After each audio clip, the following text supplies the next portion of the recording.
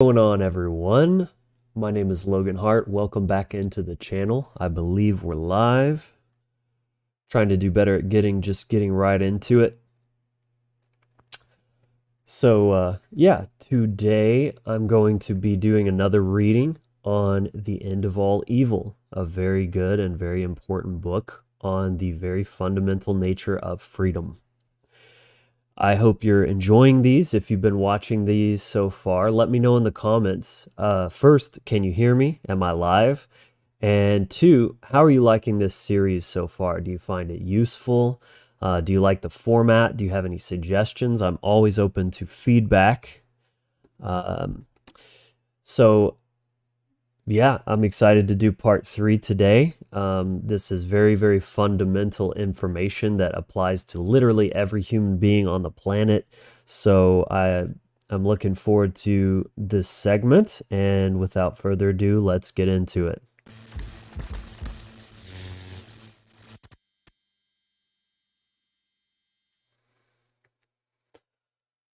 All right. So, The End of All Evil, Reading and Commentary, Part 3.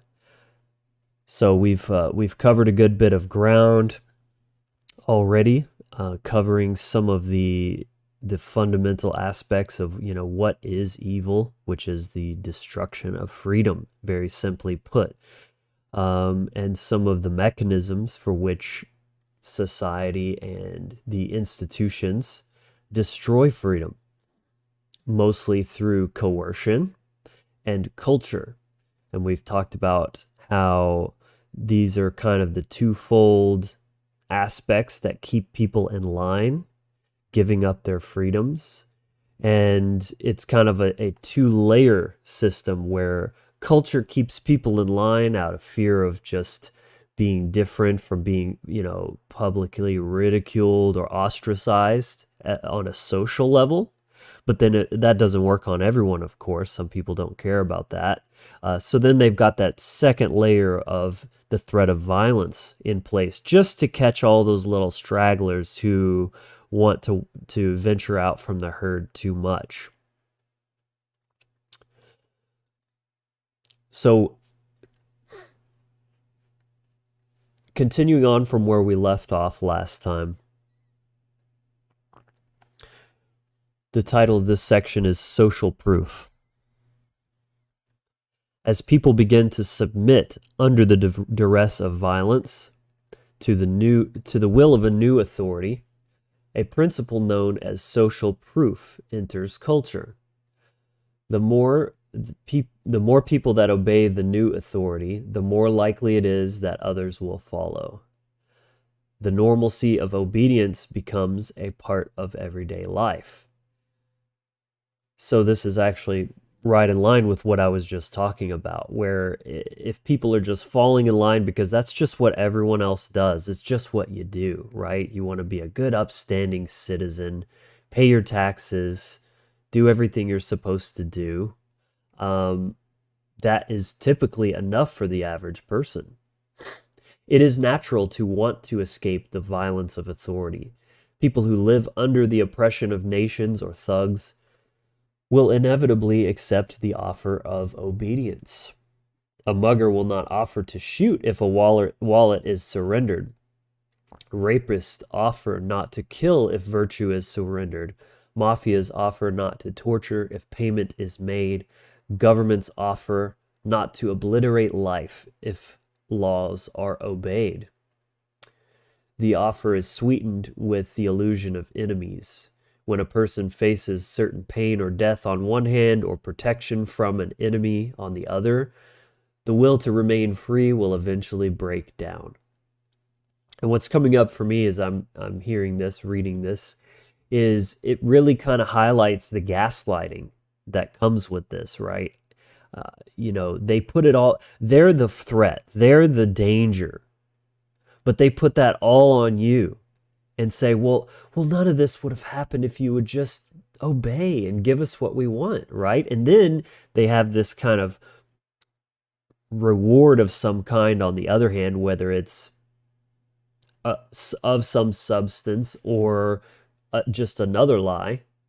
Regardless, it's kind of this good cop, bad cop scenario that clearly has an impact on our psychology, this kind of like push and pull dynamic, and they understand this very well. That's why they use that in interrogation techniques, as well as simply just how society is structured. Let's see, elements. And 4:40 a.m. here in OZ watching. Should be another good one. Thanks, Logan. Thank you, Tara. And good on you for being awake so early and watching. Grateful to have you. And anyone else watching, please feel free to comment. I want this to be very like interactive and discussion based. So I'll be, keeping an eye on these comments. Hey, what's up, man? Zaralath in the house. Yoga meditation. Yeah, I very much want these to be interactive experience, especially anytime I'm going live, which I will be doing more and more here on the channel, as I want it to be an open discussion. I want it to be a connective experience, because the last thing I want is just to be kind of like talking out into the abyss, right? I want to connect with human beings, my fellow human family. So that really is, I think, of the most value for both ends. So let's get back into it. Law. Laws are decreed and written to legitimize obedience. Law impersonates principle. That one statement right there really packs a punch. Law impersonates principle. It postulates and imitates virtue, but it is actually the furthest thing from it. People are taught that what is law is right. They're taught to do what is right, but obey what is law. The legitimacy of law is the object of culture. Culture uses law to distort the minds of people into believing that they are incapable of seeking truth or living in peace. It teaches that law is legitimate instead of one's own mind. Absolutely, and you see this so much when you even start beginning to discuss the idea of anarchy or true freedom. People almost without fail will conflate and interchangeably refer to these things as chaos, because people couldn't possibly know how to be good and do what is right without laws in place to keep people in line, right? I mean, this is the utter insanity and indoctrination that is normalized in our world, pretty much anywhere. And people cannot tell the difference between what is right and what is lawful. They think, or they assume, that if it's law, it must be good. And if it's breaking the law, then it must be bad, right? You're a criminal. You're an outlaw. The language, I mean, there's so much trickery just within the words that are surrounding these concepts here. Then you have the control of speech. The most fundamental weapon of culture is the control of speech. There you have it. I literally just said that. While history has shown violent examples of this weapon, it exists in every culture as the code of propriety. The objective of the control of speech is making sure those who are compelled to bend to the will of authority never gain the courage to look back. In order to maintain obedience, culture demands that everyone it enslaves enforce its will upon those around them. It teaches people to call their recalcitrant, that's a new word for me, recalcitrant neighbors weird or insane. I'm assuming that means something like unruly or rebellious. It demands that every person turn on those who fail or obey the precepts of culture. Culture condemns as immoral and antisocial all those who fail to obey its precepts. In this way, culture shapes people's minds by restricting their speech. So there you see, it's, the threat of violence is simply just a final measure, because culture is mostly what keeps people in line, because most people are terrified of being called weird or insane or not fitting in, right? Not conforming to their so-called normalcy. Further, culture endows its evangelists with adjectives such as noble and upstanding, right? I'm a good upstanding citizen, law-abiding citizen. These are just these very like, look at me. Look how virtuous and good I am. Those who most closely follow the rules of culture, especially in condemning enemies, are rewarded for inflicting stigma upon those less willing to obey. It is this devaluation of the human spirit that proves the evil of cultural norms. It dehumanizes those who would dare to think for themselves and to follow their own true heart-based intelligence, their own compass of morality, instead of blindly following and obeying the dictates of a ruling class. Those who exhibit recalcitrance or suggest rebellion against authority are ostracized, berated, and demonized. It is hard to endure the loneliness associated with fitting outside of popular culture. Tell me that doesn't ring true. Anyone out there who is awake, who understands how utterly fucked up things are and are walking their own path, tell me it's not a lonely road. And thank God for, the internet and the ability to, even on the most terrible platforms such as Facebook, etc., are able to still connect and communicate with other like-minded people. Makes you feel just a little less crazy, a little less alone. I mean, I wouldn't want to think, if I just had to only interact with normies and didn't have my online friends who also just get it, right? Who can relate to that? Let me know in the comments.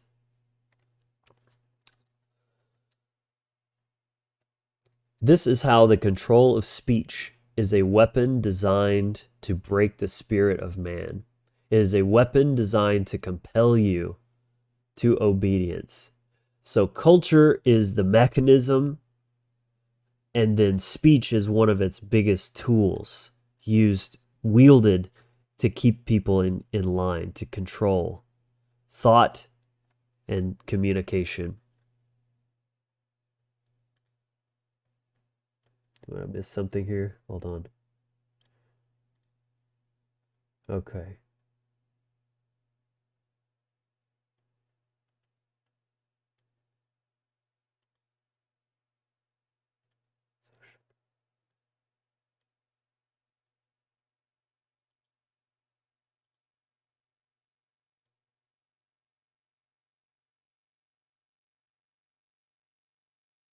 Okay, sorry, I got a little lost there for a minute. Once the people under a culture begin to enforce the control of speech upon each other, authority has been established. It now rules the very people who enforce its power. This is the design of culture, and authority can now do with you as it pleases. Because again, remember, they are the minority. They're only a very small group of people. It's only when the majority is bought into this lie and they themselves become the enforcers far more than the police and the military and whoever, the policymakers and everything. It's your neighbors. It's the people you work with that are the true gatekeepers of truth, freedom, and personal sovereignty. It's deep, man. Let's check on comments here. Was just contemplating on the symbolism of words. Yes. Government law is sorcery. That's why controlling speech is so important to them. Absolutely. Because words are the most powerful extension of the mind, and those who understand the principle of mentalism is the highest law of the universe. All is this a reflection of the state of mind, and words is the highest reflection of that state of mind and the way that we communicate between minds. Then yes, absolutely, they are going to make that their first priority, to control and manipulate that mechanism of speech. This is the idea behind, I assume that means Game of Thrones. A mind needs books as a sword needs a whetstone. Yes, absolutely. As I've said before, that's why in Latin, from the Roman culture, the word for book and the word from freedom was the same word, liber. This is where you get liberty as well as library. There is no freedom if you don't have knowledge of yourself, of natural law. Steven says, I have such odd relationships that I'm constantly labeling my conversation files in my head. This guy's only ready for esoteric movies. That guy gets it about yoga, yet they're still tribe. Right. Yeah. I totally understand what you're saying there. We all have different friends that are on different levels, and we can kind of connect and relate on different aspects, better or not as good with different people. So it's good to have a good, like, diverse group of people that you can connect with all of your passions on. Enforcement. There are times when authority must revert to violence in order to maintain obedience. There will always be a small minority who refuse to obey the tenets of cultural law. Because of this, authorities employ a constant stream of violence known as law enforcement or police.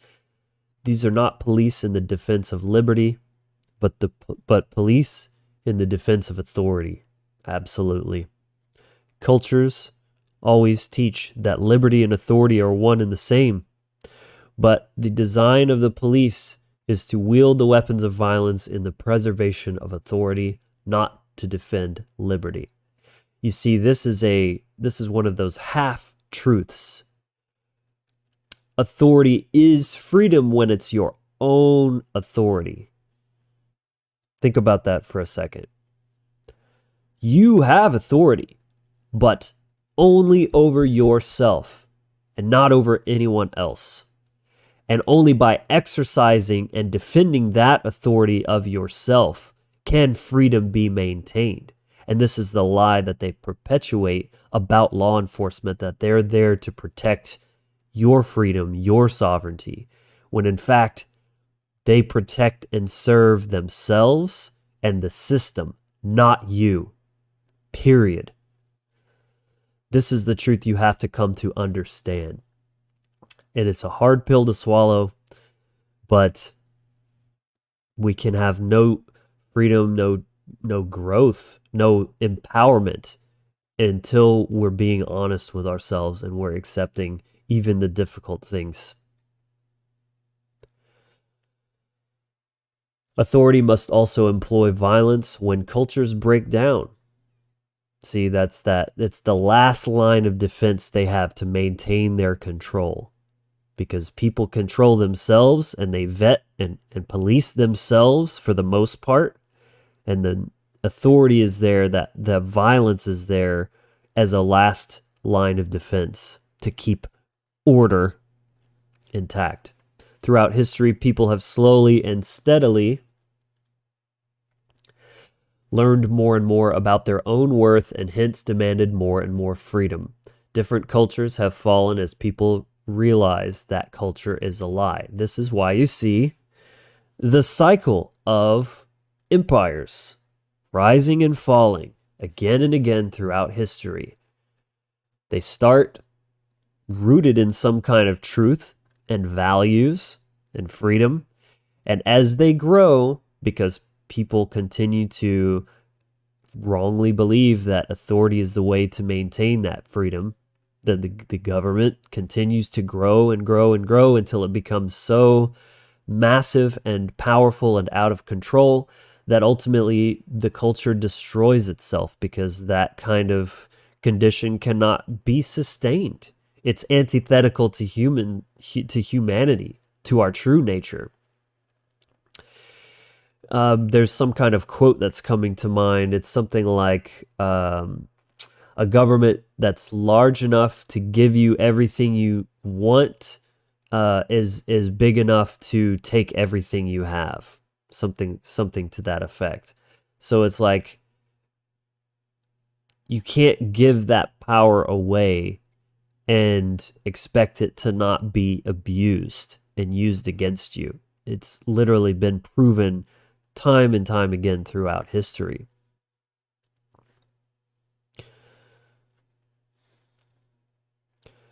When cultures break down, it's because people are learning about their value.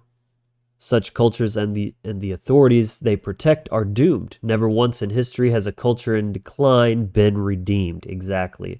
When authorities see their culture is being dismantled and obedience is no longer theirs to enjoy, they return to violence. These returns to violence are historically extremely brutal. The violent enforcement of law is a sign of coming liberty.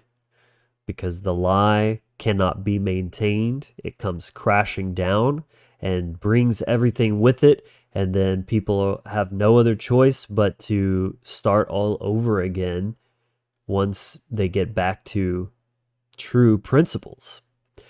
And it's true what it's saying here too. It's making me think about how we are moving in the right direction, even though it doesn't seem like it.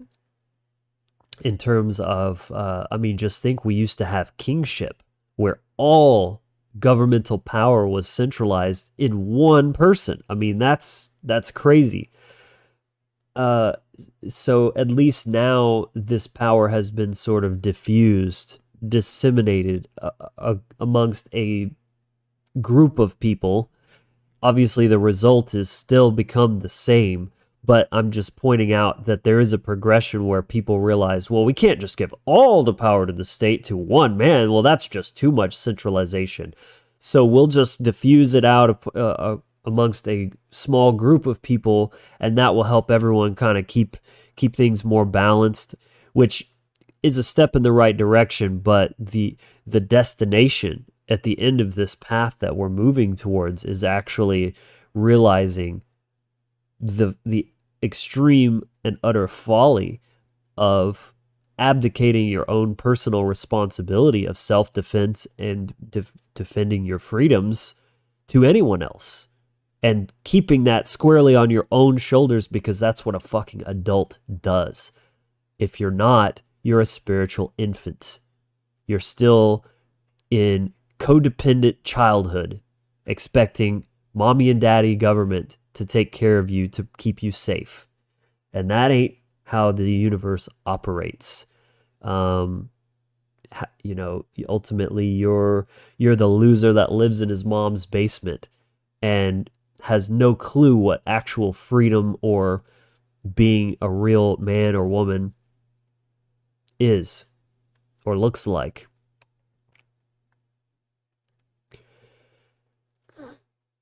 Take a look at generic historical example of the pattern. Actually, you know what?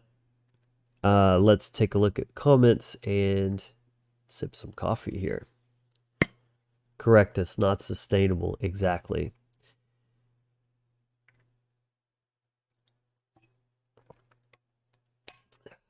Veganism is the biggest threat to government since it destroys all big pharma businesses, since all diseases are because meat, dairy, and eggs. I don't really get into that stuff. It's just it gets in the weeds big time, and I just don't think it's black and white, and it's extremely divisive. And so I'm very hesitant to push too hard on any of these topics because I just don't think they're as productive personally. I mean, there's so much different conflicting information, and so I don't even have a hard stance on it. So I'm not gonna push on these topics, and it gets everybody fired up and like arguing. So I just don't personally see it as productive. You know, there's other channels for that. I just don't. This is one topic, veganism, that I don't really get into anymore. I've had my time and been on both sides of it by all means. So government is literally mind control by definition, 100%. So, cool. Let's see. Take a look at generic historical example of the pattern of tyranny. A rogue thug gathers together a band of men to extort money from the people nearby where he lives. In his success, he plunders massive amounts of money and grows his gang into an army. He successfully kills the previous officers of law and enforcement or subverts them through stealth. Knowing that he can plunder more value in the long term if he leaves his victims alive, he implements a tax upon everyone in his range of influence. He draws borders, he gives decrees. Importantly, he promises his victims that he will protect them all from other thugs. His victims slowly become accustomed to his will and his lies. The people become afraid if they hear their neighbors talk of escaping the taxes and cruelty. Soon they actively support the regime by targeting all treasonous speech and turning in deviants to the police. Originally called criminal, the thug is now called authority. He is called law and order. This is absolutely a great, just microcosmic scenario because this is no different than what government does. It's essentially all a protection racket, no different from what a mafia would do, of just like, you know, pay us our dues. You know, sure, we might rough you up a little bit, but we'll make sure no one else roughs you up because you're our bitch. So we're going to take care of you so that you can continue to pay us and be our slaves. You know, this is just how it works. This is not a state of freedom. And they certainly do not actually have your best interest at heart at all, by any means. This example could have easily described any gang of barbarians from the Middle Ages or from ancient history. It could apply to any king or emperor of years past. It could have described any warlord of today or any mafia. In fact, it closely resembles every authority that has ever been established. Once people are conditioned to accept the notion of authority, they normally obey without thinking. The object of law is obedience, and the destruction of freedom is found in the blindness of this obedience. The authority principle shows that even when a person would normally believe an action to be wrong, if ordered by an authority, they will still perform it, as via the Milgram experiments has proved. The establishment and exercise of authority over people is called the pattern of tyranny. So it's essentially like Stockholm syndrome, right?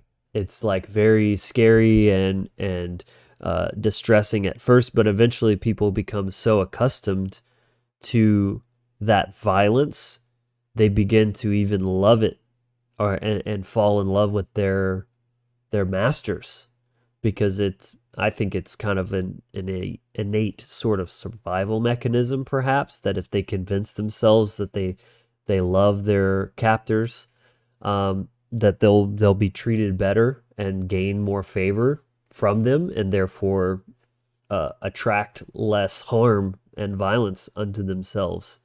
That's kind of my take on that.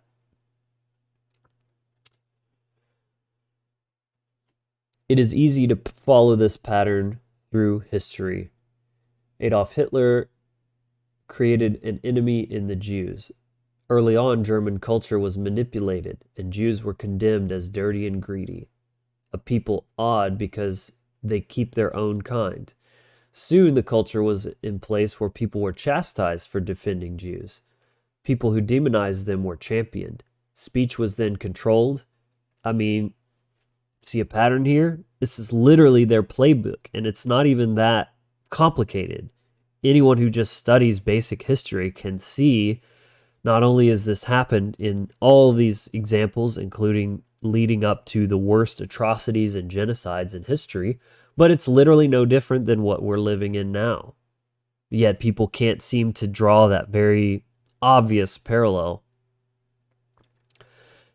Next, Adolf Hitler made Jews into the full-fledged enemy. The Jews became responsible for all social and economic ills. The solution was to put Hitler in power, to yield German liberties to him so that he can save them from the enemy. Make no mistake, Hitler was not after the Jews, he was after the Germans. An evil man, he was simply willing to sacrifice millions of Jews to obtain power. Do not make the mistake of thinking Hitler was a racist. Follow the pattern. Exactly. In short order, he ruled the entire nation and forced all Germans to serve him and his army. His true ambition was not racism, but total world domination. As I just said, this is the playbook. It's always about creating an external threat. I mean, cults do this too. This is just how human psychology works, and they very well understand this is how you hijack someone's mind. You use fear and trauma. You create or point all the energy towards an external threat, whether it's Jews, whether it's, Iraqis, terrorists, a virus. It's all the same shit. And then they create this false perimeter around the people and say, oh yeah, the big bad boogeyman is out there, so all you have to do is give us all your rights and freedoms and we'll keep you safe. And it just keeps working. They don't need to change the playbook because it's working flawlessly, continues to do so, until we read a simple book like this and start paying attention. Socialism and communism create the enemy of greed in the same pattern by controlling speech. Profit becomes a dirty word. So there again you have it. Instead of Jews or this or that, it's capitalism. It's profit. Those are the enemies. So then we feed you our solution. It's the Hegelian dialectic. Problem, external threat. Reaction, fear, trauma, confusion, panic. And solution, the thing that we wanted you to do all along, that we're manipulating you into doing, so that's mind control. Even though it only means that you have labored to create a better life, money becomes evil, even though it simply represents your work, which is obviously moral. They create the enemy, but it is not greed they are after, it is you, your freedom, your power.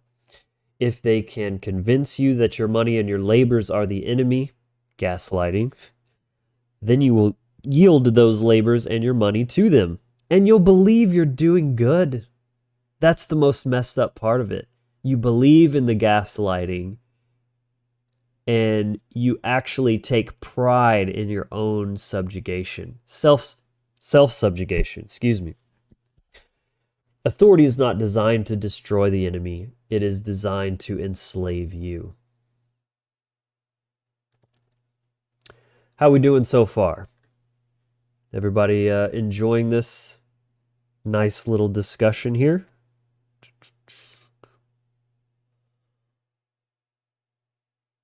Okay.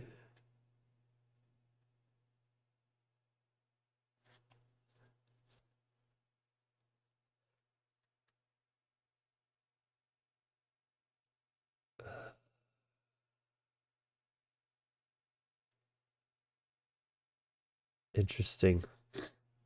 I'm not sure what you guys seem to be arguing about, some farming stuff, which may have stemmed from the whole vegan comment, which was exactly my point. That's why I don't really go there, because it's a distraction, okay? We're not talking about, this book has nothing to do with veganism. Let us not foolishly believe there is no external enemy. If we replace Hitler's use of the word Jew with the concept of international bankers, we start to see the real cause of the conditions that made Germany so desperate.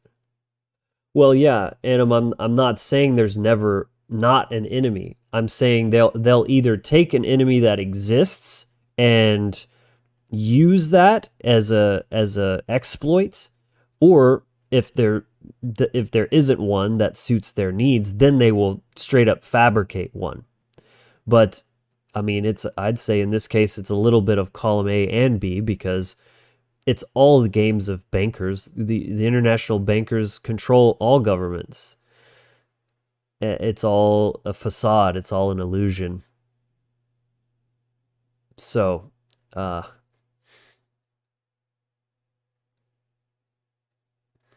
yeah, you guys just have fun, keep talking about veganism, and miss the point. Anyways, let's get back into it. Democracies create the enemy of anarchy in the same pattern by controlling speech. It becomes immoral to suggest that one could break the law. It does not matter which law or what it says. Nobility is placed on the payment of taxes, no matter how much they demand of you. It is the highest form of cultural propriety to obey the law, regardless of what it says. The enemy is the fictional anarchy, wherein no individual is safe, because everyone is a tyrant. In order to save you from anarchy, which, again, just to clarify, we've discussed this before, the author here is actually not correctly using the word anarchy. He's actually using it in meaning chaos.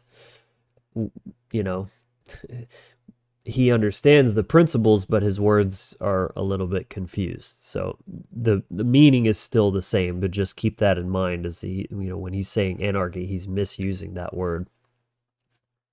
Evil is not after the destruction of chaos. It is after you. If you can see the tyranny in a culture that demands that you obey, no matter what is asked of you and no matter who writes the laws, then you are beginning to understand the nature of evil. Everything that is evil teaches you that you have limited worth. Rule of law. The rule of law is the single most dangerous idea ever inflicted upon mankind. Let that sink in for a second. True statement. It has gone by countless names throughout the ages of history. In more basic tribes, it is known as respect for elders.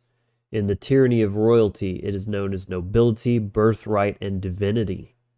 In communism, it is known as the supremacy of state. In dictatorships, it is known as the antidote to chaos. In theocracies, it is known as revelation. The net teaching of this idea is that you are to obey the law, not because of its merits or its morality. You are to obey only because it is the law. It is assumed that even though the law is wrong, then it is right to follow it because it supports the system, and the system is more important than you. Damn. That is a powerhouse statement right there. In order for an intelligent person to choose what is right, they must know who is asking obedience of them.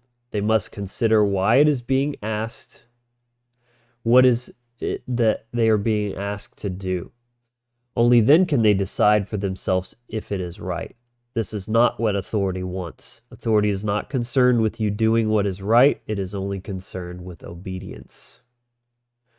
Culture teaches that the nature of the law and what it asks you to do are irrelevant. Culture teaches that obedience is propriety. Culture teaches that when law is created, it becomes morality. Because we assume those making the laws must be doing it for good reason, right? It must be for the good of society because that's their job, right? Because we all know politicians are great people. I mean, that alone just blows my mind. Everyone knows politicians are like the worst people on the planet, yet still we somehow equate the laws that they write must be moral because that's their job. The government is like this holy entity that has the people's will and their well-being in its highest priority. It's just utter nonsense. Law is a weapon. It is used by evil to attack its prey, whether in the name of duty to king, loyalty to state, or rule of law. Law is a weapon used to extort and control. Culture upholds the nobility of law. Culture teaches that law is proper and good. It never questions who wrote the law. Tyrant and brother are the same. Culture never questions whether or not the law is right. You're to obey no matter what it says.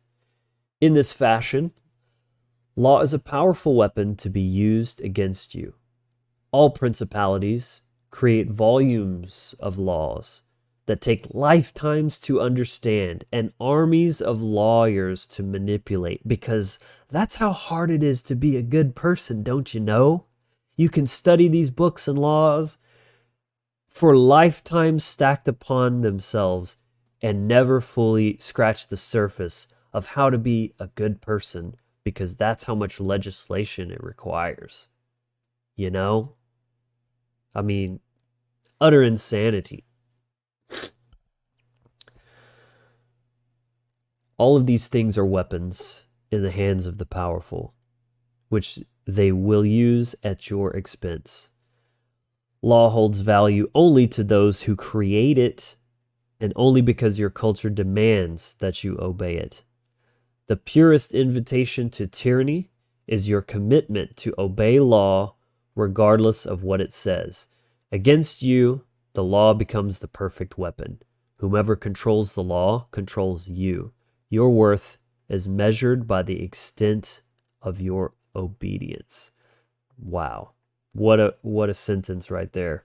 That one right there just... And then ask yourself, how obedient are you? Whether it's to an external authority, it's institutional, or even perhaps to a local tyrant, someone in your life, a family member, a spouse. That statement rings true regardless of what situation it's applied to.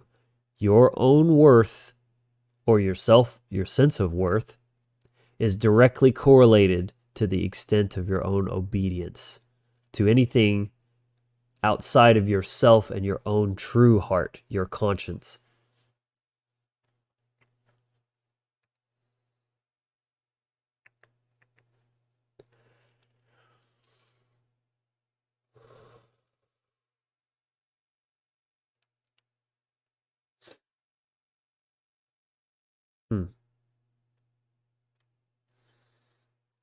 See here.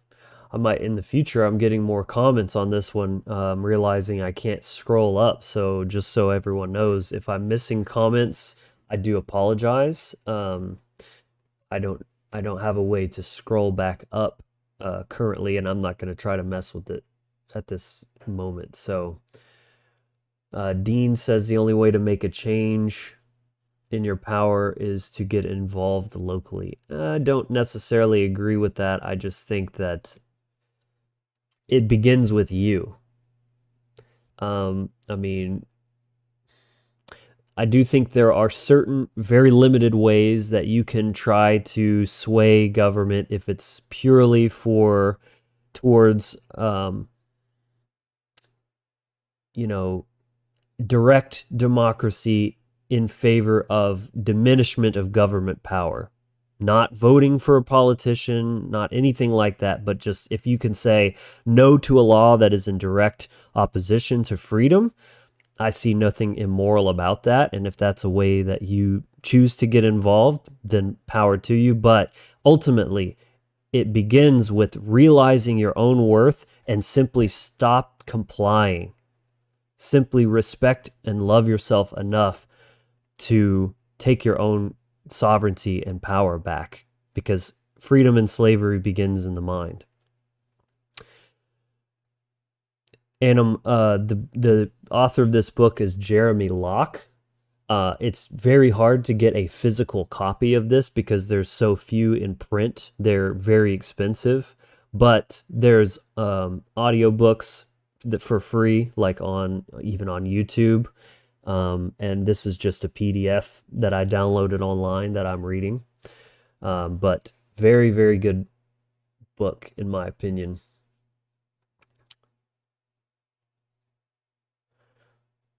Politicians. Yeah, you bet, man. Do check it out. And this is going to be an ongoing series. This is part 3, just so you know, if you did want to go back to part 1 and just follow along. And this is just me reading and just giving some of my kind of thoughts on the side as we go. And hey, man, I appreciate you tuning in and checking this out. Anolfo says, politicians are just a reflection of the voters. That's why the 19th Amendment was the end of liberty. Politicians are just other people. People who can either do what they say or not do what they say. There's so many missteps in terms of truth from actual freedom to the system where we vote on politicians to do what they say, and like you're supporting, instead of supporting or going against a particular law, you're just kind of like condoning a person and all of their policies. And so I mean, what if people, well, I don't agree with him on everything, but this or that you're literally admitting, I will condone to give him the power of force through government, even though I'm openly admitting that he would do things that I don't agree with. That, I mean, just how mental is that? Like, if a person behaved that way directly, they'd be a psychopath. But somehow when we just vote, it's all nice and clean and neat, and you don't see the violence, but the result is the same. You make the change internally, my friend. The change is within. If you understand your worth and you stop participating in government slavery, that is where the change begins. And then you do what I'm attempting to do here and teach others the same. And when everyone stops participating, that's where the real change begins, because the problem is not in voting for this person or that person and just getting the right person in office. That's all a lie. It's bullshit. The real way to make change is if everyone stops believing that the government actually has authority to create laws, to enforce laws, which is de facto slavery.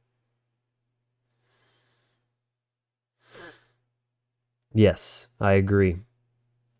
There's no, to vote is to literally condone the legitimacy of slavery.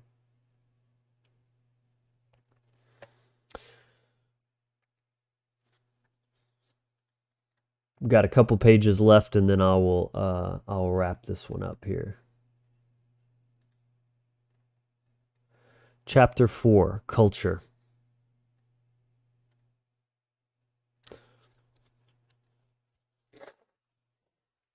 Cultures are created to protect power structures. Culture is the enforcer of authority. Culture distorts principles in order to defend the authority of evil. Culture must convince you that it is not wrong when law subjugates your worth and destroys your freedom. Culture convinces people of this by perverting the concept of morality. Morality is liberty. Immorality is evil. And that which is immoral is simply that which destroys liberty.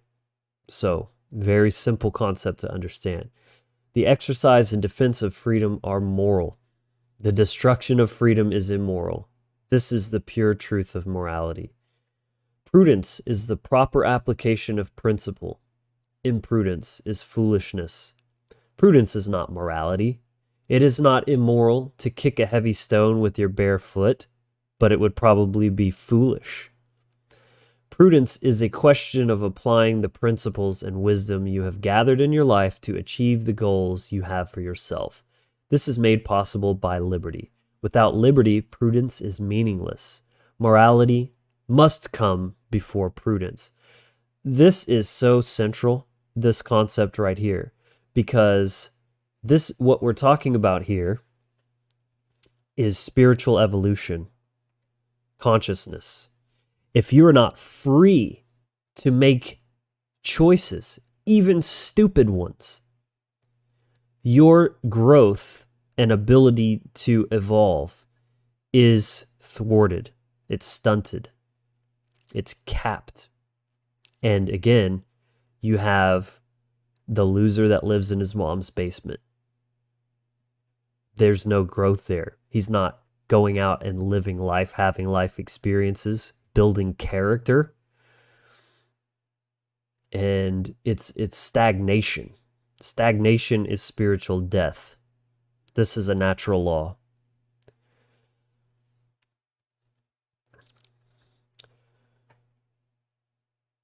So until freedom is restored, we cannot have forward progress. And as long as government and authority is still in place, we're insulated from the karma of our own stupidity in a lot of ways. So it's true that if those things were to go away, things might actually get worse before they get better. But that's just the natural process of growing up. Suddenly you're responsible for yourself, even your stupid choices. And eventually that's going to be the ultimate teacher that makes people wise up and rise up out of their own folly. The great lie of culture is that authority is not bound by morality, and that authority can enforce its own prudence upon you. The great lie of culture is that you are worth less than law. Cultures that teach that intentions of prudence can be enforced by law. In this fashion, they gain excuse to control the lives of people. In order for people to learn, grow, and find happiness, people must be free to test their understanding of principles. With freedom, they can do this by a process of faith, trial, and error. In this fashion, children grow from immaturity to maturity. In this fashion, human beings gain wisdom. Cultures are agents of evil. The objective of evil is the damnation of your ability to grow strong in wisdom. The objective of evil is the destruction of your worth. In order to gain control over you, culture spreads the lie that authority is not bound by morality. It teaches that authority can destroy freedom at will and claims prudence as the reason you should willingly submit. In the name of defending you, culture claims that the destruction of freedom is morality. Culture pretends that evil is good and that good is evil. It's complete inversion, a bastardization of truth. Prudence can be found all around you. It is found in the choices you make every day. Even when a mistake is made, you learn prudence. Prudence cannot be enforced. To enforce prudence is law. Law is lie. Without the freedom to choose, you cannot learn prudence. Exactly. Free will is central to this. If you do not have that intact, you have no spiritual experience to be had whatsoever. You're in a bubble. You cannot be happy. Morality can be found all around you. Wherever you find it, you will find joy. Wherever you find immorality, you will find misery. Culture enforces authority by destroying freedom with law. This is immorality. So I think that's a good place to end this section. I'll go over these last few comments.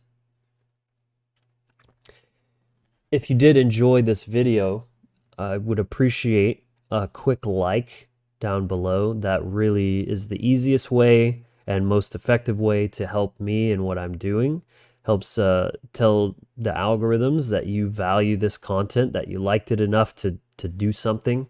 Just a little boop the like button there, and that would really mean a lot. I appreciate that. Also, if you'd like, do subscribe to the channel and turn on bell notifications so that you know next time that I go live or that I drop a new video. I'm trying to be doing at least one video per week, sometimes more. So lots of good stuff coming your way. Adam says the separation of power and responsibility is a divergence from nature. It is the antithesis of the human mission. Very well said. And what is government but the abdication of both power and responsibility, and a divergence from nature, from natural law? Let's see here. Dean, but you have to get your community to stop hold local meetings. Yeah, I definitely think anything more local and community based is the best way to organize and keep it all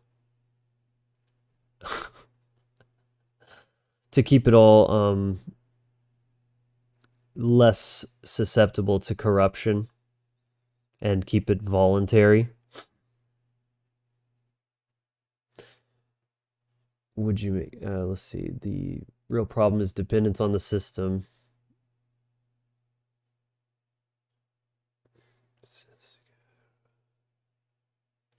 Yeah, I mean, the freedom to choose what you can eat is what I would say is the ultimate, what you put in your body is your choice.